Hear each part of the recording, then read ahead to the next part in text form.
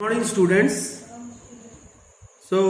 Yesterday in my previous episode number 4, we were discussing about the two important motions under the chapter motion in a plane, and the motions were the projectile motion and the uniform circular motion. So I had already covered or discussed in detail the projectile motion. So today let us start with the uniform circular motion. And what is uniform circular motion? When a body moves along the circular path with a uniform speed, then this type of motion is known as a uniform circular motion. And the term uniform means the constant. If the particle body is moving with a uniform speed, means it is moving with a constant speed. And one thing which is very important to understand regarding this uniform circular motion is that in a uniform circular motion, as the name states, uniform circular motion, it clearly indicates the speed of the body is constant. But what happens when a body moves in a circular path? Then at every point, the direction of the speed or the direction of the body or the direction of the motion of the body is changing continuously in the circular path. So since the direction is changing continuously, that's why the velocity is changing. So in uniform circular motion, the speed remains constant, but the velocity changes at every point of the circular path. So now let us discuss. Now suppose the object is moving with a uniform speed. If the speed is uniform and suppose it is v, and the body is moving with this uniform speed v of a circular path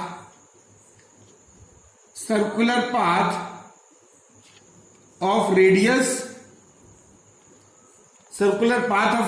r. Suppose r is the radius of the circular path, and as we know that the speed is constant but the velocity is changing, and since the velocity is changing, speed constant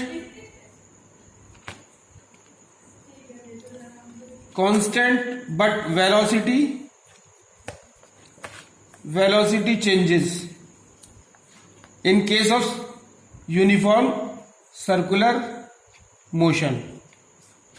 Now since the velocity is changing and the change in velocity creates the acceleration, as we know that acceleration A is equal to change in velocity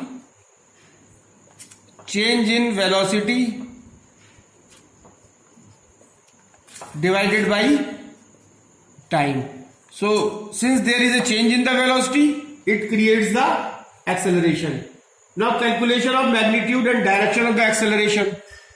So if we calculate the acceleration, so how we will calculate?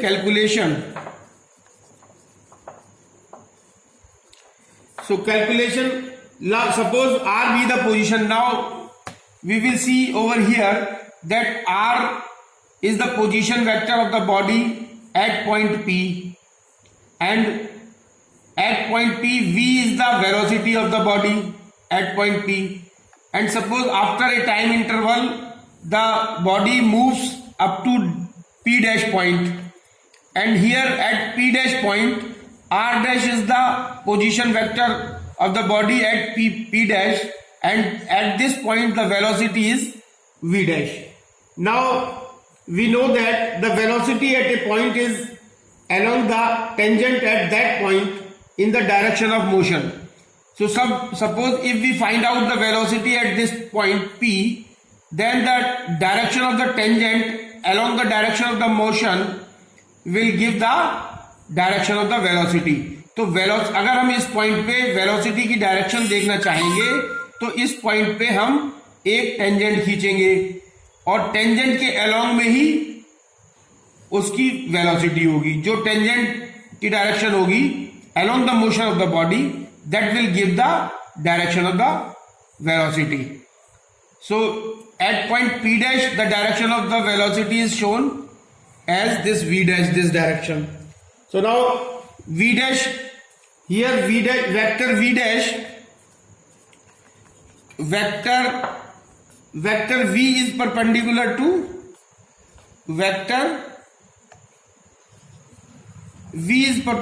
vector R, and vector V dash is perpendicular to vector R dash, and vector delta V is perpendicular to vector delta R. So this delta V, this is the delta V, and this is the resultant of vector V and V dash. Delta V vector is the resultant of vector V and V dash, and the resultant of vector R and vector R dash is delta R. This is delta R as shown over here. This is delta R.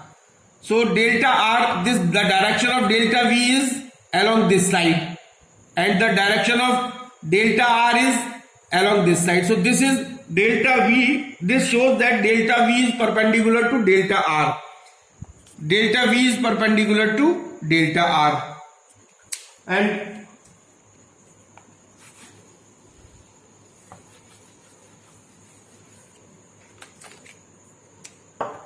the average acceleration, since we know that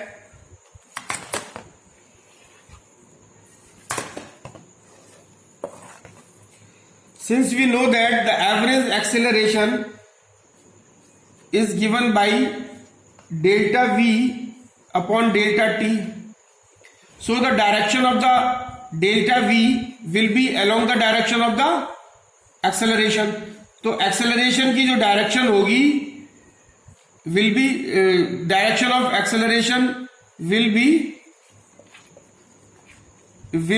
along the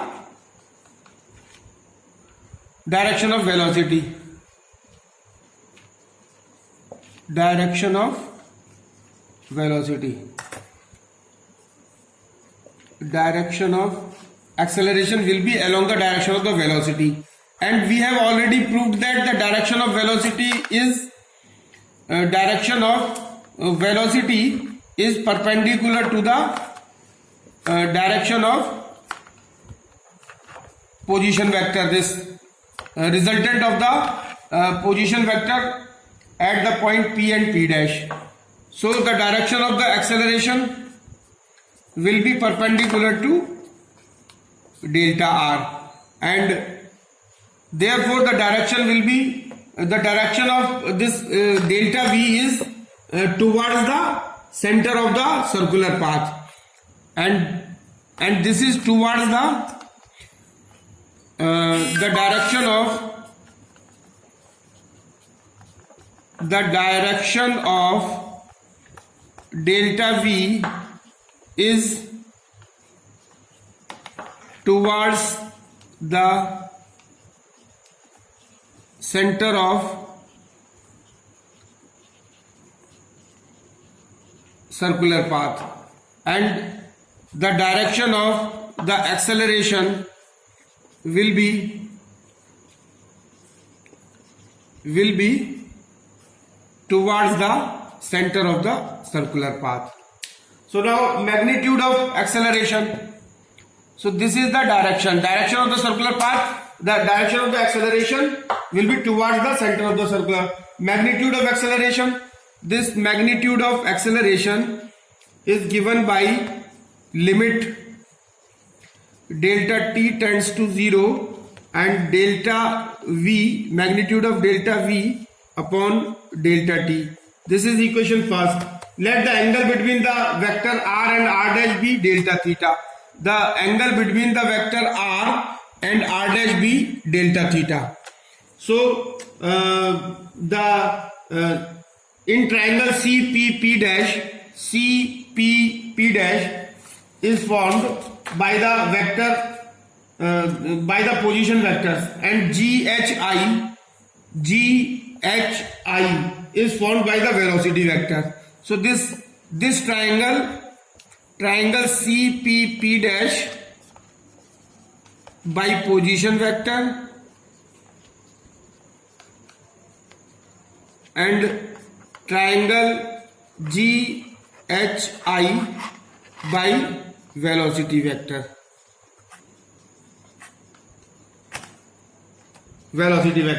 So both these triangles are identical. Triangles CPP dash is identical to triangle GHI. So delta V modulus of delta T is equal to delta R modulus upon delta T, and this can be written as A is equal to limit delta T tends to 0, delta V upon delta T is equal to limit delta T tends to 0, V upon capital R, delta R upon delta T. From here delta V is equal to V upon R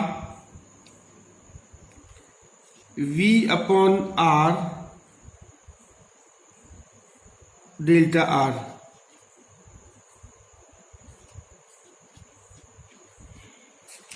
So now we have another way of describing the velocity and acceleration of an object. Velocity, as the object moves from P to P dash.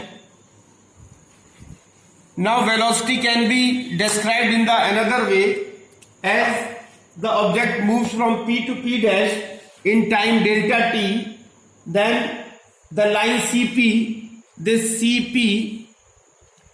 line CP turns through an angle of delta theta. Suppose it turns to the angle delta theta, that is from moving the object from P to P dash, the distance covered or the angular distance covered delta theta, then delta theta is the called angular distance and omega is the angular speed. So omega is equal to delta theta upon delta t, or angular speed is equal to angular displacement upon angular time, because speed is equal to distance upon time, or angular speed is equal to angular displacement upon time. So this is equation number 1.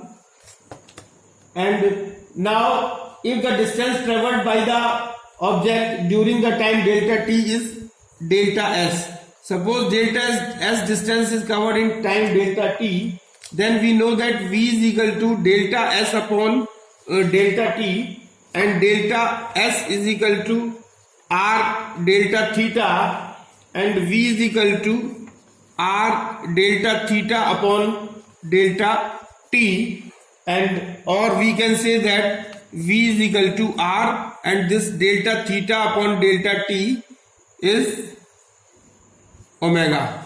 So v is equal to r omega.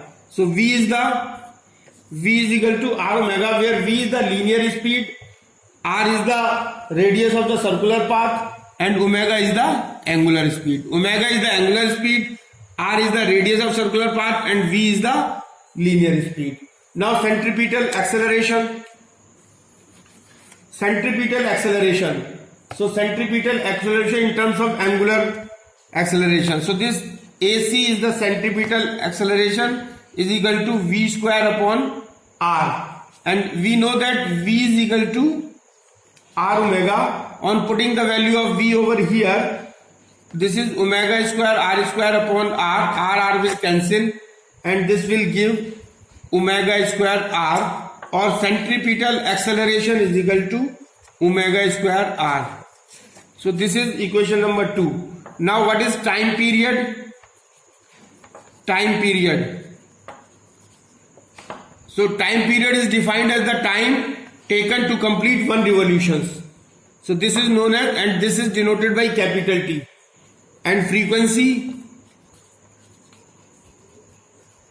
this frequency is defined as the number of revolutions or number of vibrations per second. So frequency is equal to, if we denote this frequency is denoted by nu. So this nu is equal to 1 upon T, or frequency is equal to 1 upon time period. And since in one complete revolution in the circular path the distance moved by the object is 2 pi r, in one complete revolution the distance moved by the circular path is s is equal to 2 pi r, that is equivalent to the length of the circumference, and v is equal to 2 pi r upon t.